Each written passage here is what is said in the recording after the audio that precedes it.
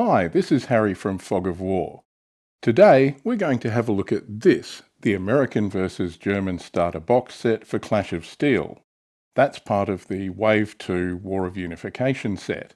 So stick with me and we'll see what's in the box.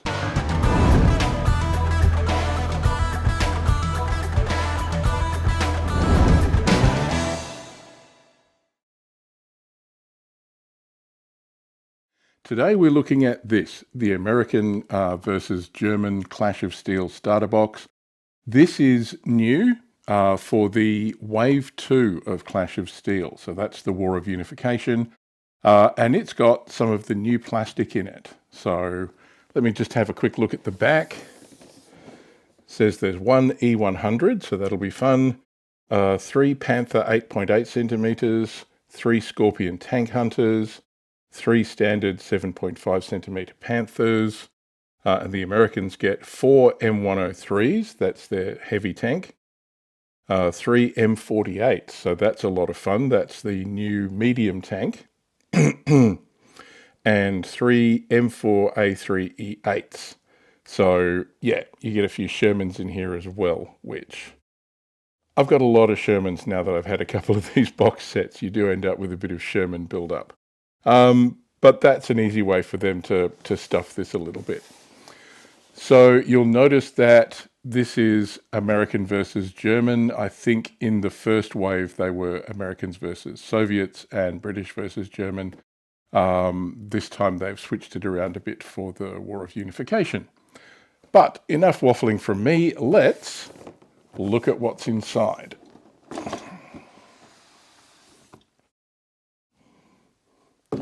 So we'll just stick that there for the moment. So there's lots of plastic in here. Now, I have to tell the truth, I've raided a couple out of here because I've already done a Skorpion review and an M48 review that hopefully you've seen online. So when we come to those, I'll tell you how many sprues you should get as opposed to how many are in my box. All right, so let's have a look. There's some, these are plastic little round plastic clips that go on some of the dials and other things for Clash of Steel that come in the box. Then we get 2 sprues of commander figures. Now these sprues are interesting because it's Germans on this side, Americans on this side. You get 2 sets. That's okay for tanks. Doesn't work so well for the Skorpion tank hunter. So there's no actual artillery crew figures in here. So you might have to source those from somewhere else. Decal sheet. So this is the Clash of Steel decal sheet. You've got Allied stars for the British and for the Americans, German crosses and Soviet red stars. So this one decal set will do whatever box set. So they don't have specific ones for different box sets. This one will do all the current nations in Clash of Steel. But let's look at the plastic. So right off the top here, this is E100. So I'll pop a little thing up there for you to have a look at the sprue. But what have we got? Some tracks, hull, side skirts, turret front, 2 guns. So there's, I think it's a 12.8 and a 15 centimeter gun on here. So that's those 2 there. Yeah, fairly simple construction. You only get the one, so yeah, that's it. That's the E100. Now let's flip over to the Americans. This is the sprue for the M48 pattern. So this is going to be a very, very useful sprue.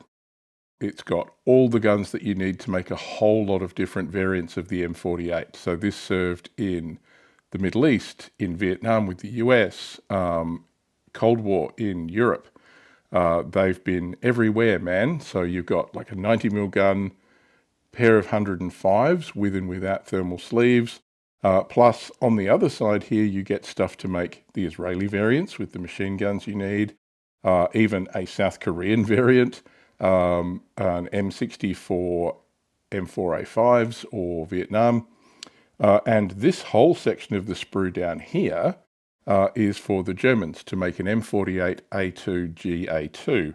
And that includes an entire new 105mm gun down here and a new mantlet to match what the West Germans had for theirs. So this is a fun and interesting build. There are a couple of gotchas in there. Putting the hatch on the little M1 machine gun turret there was fiddly to position. It wouldn't look like a difficult part to fit, but I had to kajigger mine around a little bit. Anyway, a lot of people have been waiting for this. This really gives us a look at perhaps Checkpoint Charlie for Team Yankee. So that's really the handshake between Flames of War meeting the lower ends of planned Team Yankee in the Cold War. So yeah, you get 3 of those from memory. So here's 2 of mine, one of which has been a bit bashed up and is missing a machine gun, but never mind, it's in the box here somewhere. Yeah, so I've already nicked another one out, so there's 3 of those. The Skorpion. So this is a fairly small sprue. Again, I'll stick an image up there so that you can see what's going on.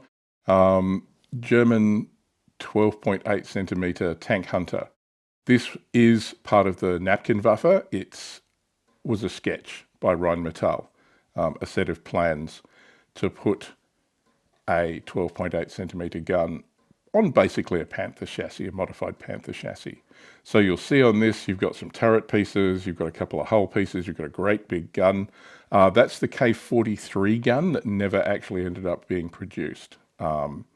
Jagdtiger, I think, has the K44, which is the same caliber, 12.8, but is a different gun design. This gun, the K43, never actually entered production. So to make this happen, you actually need bits of Panther sprue. So you'll notice this doesn't have any tracks on it. The tracks come from some Panther sprues that are included in this. You get 9 sets of the Panther sprues to make the different Panthers, Jagdpanthers, and 8.8 centimeter Panthers that you can make out of this box set. So that's Skorpion.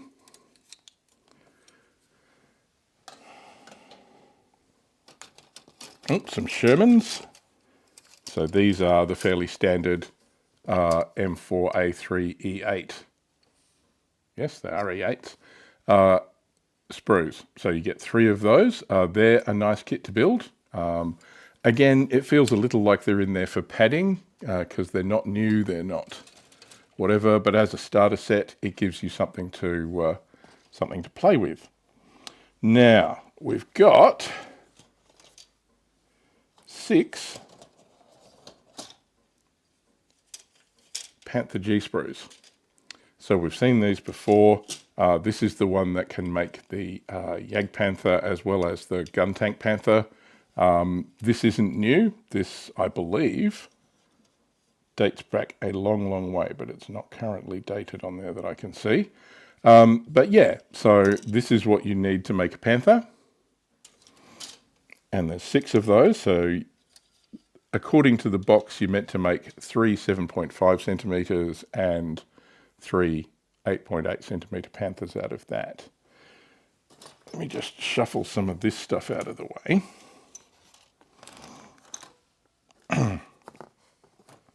These are the track parts. These I do know date from 2012. So as far as I know, Battlefront actually originally built these as plastic add-ons for their original resin and metal range. So you've got some side skirts, you've got guns. So the 8.8 for the Jagdpanther and the 7.5 for the gun tank. Bunch of different exhausts. That's all for the bits box. The only thing that you're going to use for the Skorpion are the tracks here. You may use some of the other bits when you're making your Panther kit, but generally there's 9 of these in here. And that makes up the 3 Skorpions and the 6 Panthers. I'm starting to get quite a collection of plastic over here behind this. This is fun. I've been looking forward to seeing this. This is the small term for the small turret for the 8.8 centimeter Panther. So again, to make that, it's a standard Panther kit, but you can add this as a turret replacement. So the cool thing is, it looks like you get enough bits that you can make an entire turret out of this. You can also make the 7.5 centimeter turret. Why not have both? And that way you can swap them in and out depending on your need. So again, 8.8 centimeter gun and a different Panther turret design. So this is a much smaller concept design. A number of them were produced. I've actually seen post-war photographs of those things on firing ranges being shot at to test their effectiveness. So that's the add-on sprue for the 8.8 centimeter Panther. What are these guys? You're going to make a liar out of me, guys. Okay. All right. Yeah, they made a liar out of me. Look, these are little Scio-cast figures of artillery guys.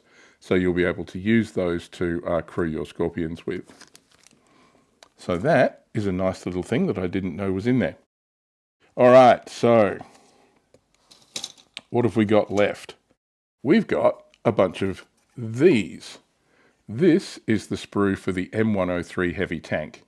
This was the only heavy tank design in US service to see serial production and active service. So about 300 of these were built, and it is a very heavily armed, pardon me, very heavily armed with a 120mm gun. It's got nice thick armor. They entered active service. They didn't see combat. The Marines hung on to them until the 1970s. The US Army got rid of them and basically replaced them with main battle tanks. So as the M48 came out, it was cheaper to produce. It was just about as effective. The 90mm gun was good when they up-armed the M48s to the 105. That had all the firepower that this needed, that they had needed this for previously. So this is a great inclusion. I've been looking forward to this. It is going to be fun to use on the table as a big fat heavy US tank. But one of the interesting things is at this end of the sprue, there's actually an oscillating turret design. So while the M103 entered service, several hundred of them were produced, this was an experiment. And oscillating turrets, in case you don't know, the turrets are made in two parts. There's a ring that goes onto the chassis that gives you your traverse, and the upper part of the hull has the gun fixed to it, and that actually pivots up and down on the trunnion pivot as you do elevation for the gun. A lot of countries played with this, and part of the idea was because the position of the gun is fixed in relation to the upper part of the turret, it's much easier to use an autoloader. So if you hang the autoloader off the upper part of the turret as well, as the gun's moving up and down, the relationship and the angles between the gun and the autoloader remain the same. That simplifies all the problems that you have of having to line up the gun and the autoloader to shove a round in. A lot of countries experimented with this. The French actually built the AMX-13 with the 75mm gun that used an oscillating turret. They had a heavier design, the AMX-50, which only entered prototype stage, and that had a 120mm gun. So same thing here. The M57 is the M103 hull with this oscillating turret on it. It was only produced experimentally as a prototype, but you can build it here and play with it on the table. And you get 1, 2, 3, 4 of those. I haven't stolen one off of here to do a review yet, but I will. Okay, so there's a big mountain of plastic hiding behind here now. But what else do you get? Dice. So you get some grey dice for the Germans, and you get some blue and white dice for the US, unless you're a rebel and you want to swap those around. Okay, the only other thing in the box is this. So this is all the cardboard parts. So I'm going to need to tear this open somehow. One eternity later. Okay, welcome back. Let's get this open. Now, this is a starter set. So as you might expect, there's some core rules here. And if we open up the core rules. That's it. That's all the rules that you need to start playing Clash of Steel. So because it's just an armor game, there's no infantry, there's no artillery, there's a whole bunch of other complexity that we just don't need. So that core rules will get you started. There is an actual rule book. Again, much thinner than the Flames of War rulebook or the Team Yankee rulebook. Pardon me, but this is the Clash of Steel rulebook you need to get you going. And that's got all of the things about unit cards and missions and all of that stuff, line of sight, all the rules that you need to play the game. So core rules to get you started, rulebook for all the other bits you're going to need. You also get, I think that's the American Forces War of Unification book. What do we got in here? Okay, so we've got some fluff text about East German uprisings, 1956 Hungarian Revolution, intervention. So that's the fluff that they're taking that, NATO and unified Germany are having a bit of a ding-dong. All right. We're also getting into the War of Unification forces. So again, you can see on here there's a bunch of forces that you can take as the Americans. M48 Patton Platoon, M103 Heavy Platoon, T-34s, T-26E5, T-28. So a lot of stuff from the previous books as well that you can take, but also the new ones in here. So the M48 Patton with the stats for it, M103, T-34, Easy Eight Sherman, Assault Pershings. Yeah, so they actually give you the unthinkable forces in here as well. So you would have already had that if you had one of the previous starter sets. So that's cute. So that means this book will do you for both of the waves of US forces that have come out for Clash of Steel so far. Cute. And then, of course, they want you to buy the Soviet versus British box as well. So they've got that in there. Plus the last thing is the handy dandy quick reference sheet. Same thing for the Germans. So this is all the forces. So I'm guessing it's the War of Unification forces. Very similar fluff. E100 and your forces. So this is what the E100 can do for you. You got all the stats for that. Skorpion, E100 15 centimeter. And then we get on to the unthinkable forces with the Mouse, Tiger 1, Tiger 2, Panther 8.8, Panther 7.5, Pumas, Jagd Tigers, Hornissa, Jagd Panther, Panzer 470. Then they've got a catalogue section so that you can go and buy all the cool German stuff. And again, the quick reference guide at the back. So all of this is really well designed to get you up and playing. If you do have the previous starter sets, they've also included references back to those, so you can incorporate those in there as well. Now, these are fun. Assembly guides. So that's the M48 assembly, M103 and T57, and Easy 8. So all the assembly guides that you need to put your tanks together are included as separate sheets because they're not printed on the back of the platoon boxes anymore. They've just got pictures of the completed kits. And for the Germans, the same thing. So here's the Skorpion construction. Built one of those. That was reasonably simple. What else have we got? E100 in both 12.8 and 15 centimeter. Okay, does this one concertina out? What's going on here? Nope, doesn't. And then on the back, you've got your Panther variants, so both the 7.5 and the 8.8. Remember I said there was a bunch of clips for cardboard dials and stuff? Here's a bunch of cardboard dials. So one's fallen out. So that's for tracking victory points. So basically you assemble these together and you can turn the dial and it tracks points for you for stuff.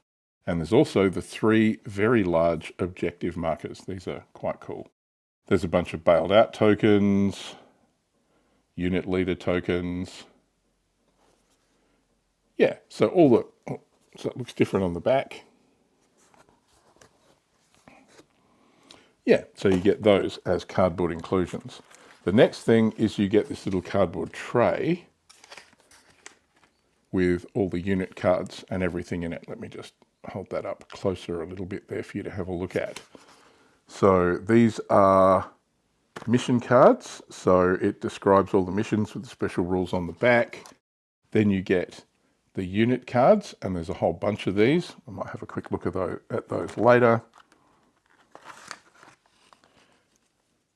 Enemy plans, blah, blah, blah. So yeah, you can mix up your missions. So the missions in Clash of Steel work slightly differently from Flames of War, and some of the victory conditions can be there. Mission rules, so you can generate mission rules by drawing cards.